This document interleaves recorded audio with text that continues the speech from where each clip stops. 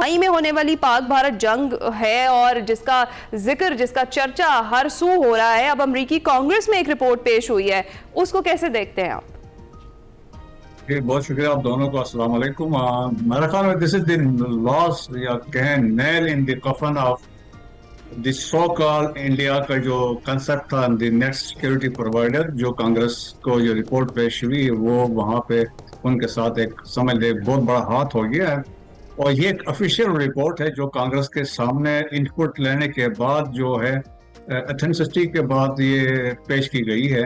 और president Trump जो हमेशा जो पास में आपने देखा होगा ऑलमोस्ट 56 टाइम उन्होंने बात की, सीज फायर की बात की, 7 जहाज़ों की बात की, फिर बाद में उन्होंने 8 जहाज़ों पे आ गए थे। वो भी उनको इनपुट मिलती है फ्रॉम द इंटेलिजेंस से, उसको बेस करके वो, क्योंकि मॉर्निंग हमेशा इनको ब्रीफ्स होते हैं और फिर इसके बाद वो बात करते हैं। अदरवाइज इनके पास अपना GPS सिस्टम है जो राउंड द क्लॉक वो चीज़ें मॉनिटर करते हैं, तो वो उनके पास कैपेबिलिटी थी। सो पाकिस्तान ने इसमें समझ ले कि we have change, we have reshaped the geopolitics of South Asia, और या आप समझ ले कि इंडियन ओशन रीजन में पाकिस्तान जियो स्ट्रेटेजिक प्लेयर के तौर पर उभर आया। और इन देखे 4 दिनों में इस रिपोर्ट में उन्होंने एक्नॉलेज किया कि पाकिस्तानी ने वाज़ेह तौर पर बरतरी हासिल की, और उन्होंने ये कहा वाइल यूजिंग चाइनीज वेपन्स और टेक्नोलॉजी की उन्होंने बात की, लेकिन उसमें बंदे पाकिस्तानी थे। बेसिकली मैं तो कहता हूँ it is the man behind the gun, जिन्होंने इनको इस्तेमाल किया, जो पायलट्स थे जहाज के अंदर बैठे हुए थे, या वो मल्टी डोमेन ऑपरेशंस की सिनर्जी थी और कोऑर्डिनेशन थी। और फिर इसके बाद देखें जब ये वाकया हुआ तो उसके बाद एक्नॉलेजमेंट दुनिया से आई, और जब आपको देखें कि फील्ड मार्शल को प्रेसिडेंट ट्रंप ने लंच के लिए इनवाइट किया, सो वो मैं समझता हूँ that speaks volumes about the importance President Trump places on Field Marshal Asim Munir। तो जब आपकी लीडरशिप अच्छी हो और जब आपके डिसीजन मेकिंग बहुत ज़बरदस्त हो, आप विजनरी हो, और फिर आप अपने से 5 गुना बड़े मुल्क को जिसका $86 बिलियन का बजट है और आपका $8 बिलियन है, और फिर भी इसके बावजूद आप प्रिवेल करते हैं, तो वो एक बड़ी मैसिव आपकी विक्ट्री होती है। और फिर देखें फील्ड मार्शल ने कहा कि अल्लाह की मदद थी, हम अल्लाह के सिपाही हैं। तो जो आपका फेर था तो उसके चीजें ये थी, मिलके हमने दुश्मन को ज़ेर किया। तो आज देखें कि साउथ एशिया में Pakistan is a peer competitor है इंडिया का, सिक्योरिटी स्टेबलाइजर भी है, और पूरे वेस्ट एशिया में नेट सिक्योरिटी प्रोवाइडर है। आप एक जियो स्ट्रेटेजिक प्रोफाइल है। फिर देखिए कि आपके जहाज, आज अभी आप बात कर रहे थे JF-17 जो थंडर्स है, 40 जहाजों का एग्रीमेंट हुआ है विद अजरबैजान के साथ। जो जेटेंसी हमने इस्तेमाल की, तो इंडोनेशिया ने पहले राफेल खरीद रहे थे, लेकिन अब उन्होंने वो कैंसिल करके जेटेंसी खरीद रहे हैं। सो वो क्रेडिबिलिटी है वो हमने दुनिया को दी है। और फिर देखें ब्रिगेडियर साहब, एक क्रेडिबिलिटी की बात है वो तो हमने मई में साबित की उसकी, लेकिन इसके साथ साथ किसी भी कारोबार के लिए उसकी तशहीर करना बहुत जरूरी है। इसका क्रेडिट आप डोनाल्ड ट्रंप को देंगे?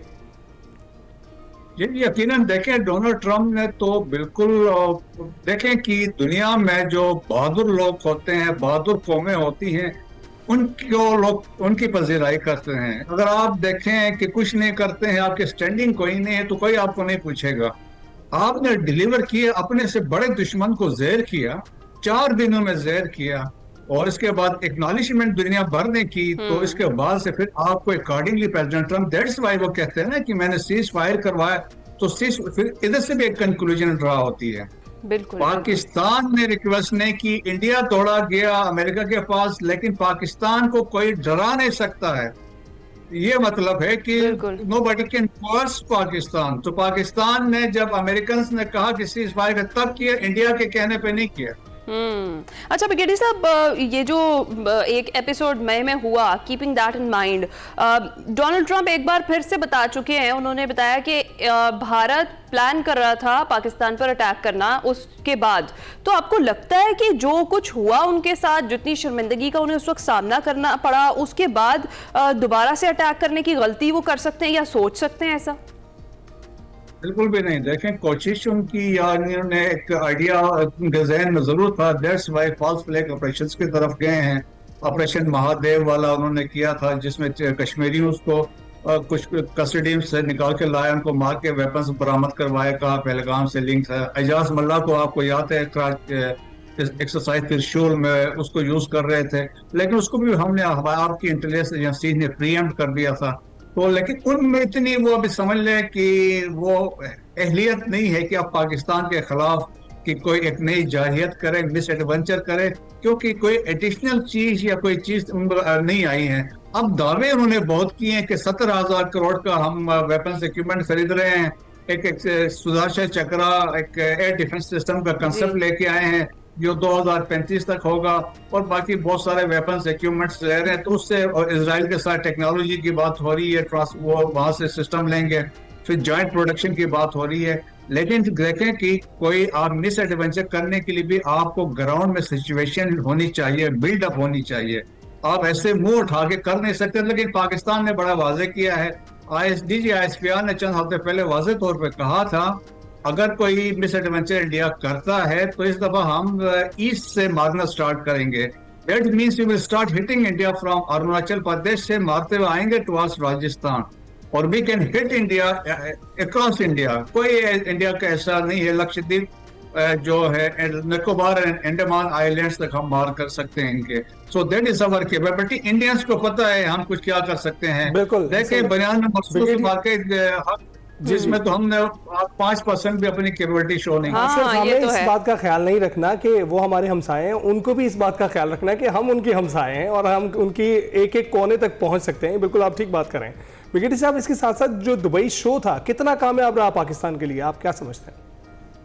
देखें बड़ी इंटरेस्टिंग है इसमें दुबई शो में भी बहुत आपने JF-17 वहाँ पे किए, आपके पाकिस्तान एरोनॉटिकल कॉम्प्लेक्स के लोग वहाँ पे गए थे, आपके स्पेस वाले वहाँ पे मौजूद थे, और जो वहाँ पे अटेंशन जो लोगों का फोकस था वो JF-17 थंडर्स पे था, और जिस तरह इंडियंस भी वहाँ पे गए हैं। लेकिन इंटरेस्टिंगली एक वाकया जो वहाँ पे हुआ जो अभी बहुत ज्यादा रिपोर्ट हो रहा है, that is Tejas for first time उन्होंने शोकेस किया यहाँ पे।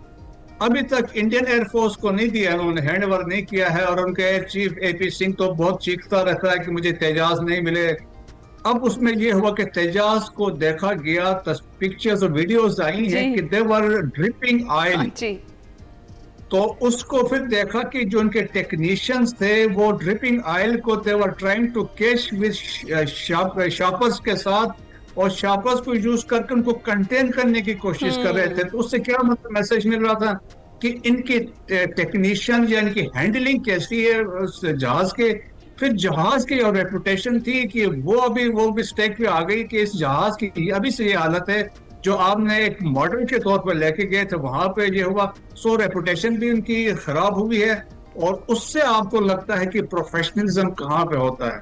आपने खुद जिस तरह आपकी एयर ट्रुप्स ने, आपकी एयरफोर्स ने, आपकी आर्मी ने, आपकी नेवी तैयार थी, उन्होंने डिलीवर किया, तो ये इंडिया इधर भी आके एक्सपोज हुआ है। So that is very interesting part है कि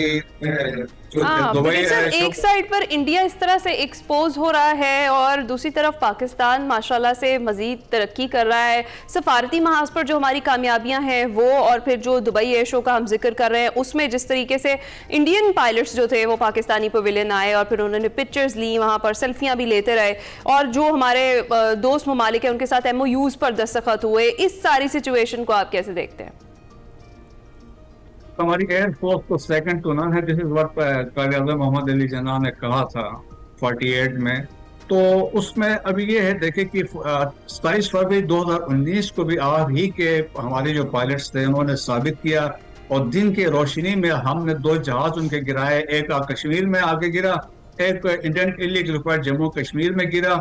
अभिनंदन इस चक्कर में पकड़ा गया। सो जो हम कहते हैं ना, जो फाइट थी एयर में, उसमें भी हम प्रिवेल कर गए थे। अभी तो कंसेप्ट BVRs का आ गया है, लेकिन इसमें भी आपकी एयरफोर्स ने मार के हक में जिस तरह डिफेंड किया और जिस तरह राफेल्स को गिराया, PL-15 को यूज किया। तो मैं इसीलिए कहता हूँ ना, इट इज द मैन, जो जहाज के अंदर जो बंदा है, जो पायलट है, वो मैटर करता है, या मैन बिहाइंड द गन है, तो वो मैटर करते हैं। तो हम देखें कि अल्लाह का शुक्र था कि अल्लाह ने आप मदद की, हमारा फेथ था। और फिर आपके फतेह 1 फतेह 2 मिसाइल ने जिस तरीके से हिट किए टारगेट्स को जाके, सो मेरे ख्याल में पाकिस्तान ने जिस तरह मल्टी डोमेन ऑपरेशंस को इस्तेमाल किया फॉर द फर्स्ट टाइम, और बड़ी कामयाबी के साथ की, और फिर आपने देखा भी पैरालाइज्ड इंडिया साइबर अटैक्स करके, तो वो क्रेडिट चाहता है कि हमारे आपको कम ही मिलती है। एशिया में तो आपको बहुत कम ही मिलती है कि एक साथ मुश्तरका तौर पर 4 दिन में ही कंक्लूड कर दी जाए जंग और उसका जो है ना खात्मा कर दिया जाए अपनी परफॉर्मेंस से। बहुत बहुत शुक्रिया ब्रिगेडियर साहब, आपने हमसे तबसरा किया। जो दुबई शो है उसका जिक्र हुआ, जो बयानात इस वक्त वज़ीर आज़म ट्रंप की जानिब से,